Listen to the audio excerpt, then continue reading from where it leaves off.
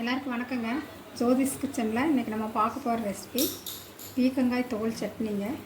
இந்த பீக்கங்காயோட மேல் தோல் எடுத்து வச்சுருக்கிறோங்க, நல்லா கழுவி நம்ம வணக்கலாங்க.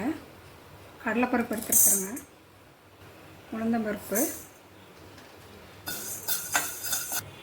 பீக்கங்காய் தோலில் வணக்கலாங்க. கொஞ்சம் எண்ணெய் ஊற்றிக்கலாம்.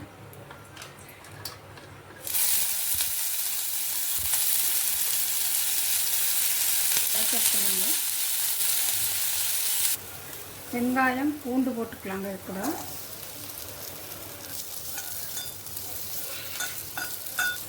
தக்காளி போட்டுக்கலாங்க.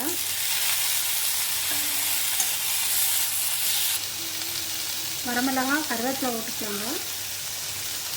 கொஞ்சம் வதக்கலாம். தேங்காய் போட்டுக்கலாங்க.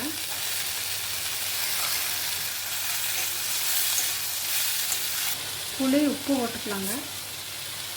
எல்லாமே வதக்கிட்டு வந்தாச்சுங்க. இன்னும் இதை ஆற வச்சு மிக்சியில் அரைச்சிட்டு வந்துடலாங்க. பீக்கங்காய் தோல் சட்னி ரெடி ஆயிடுச்சுங்க. இது நல்லா ருசியாக இருக்குது.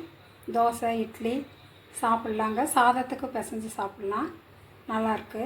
இதே மாதிரி நீங்களும் செய்து பார்த்துட்டு லைக் பண்ணுங்கள், ஷேர் பண்ணுங்கள், சப்ஸ்கிரைப் பண்ணுங்கள். தேங்க்யூ.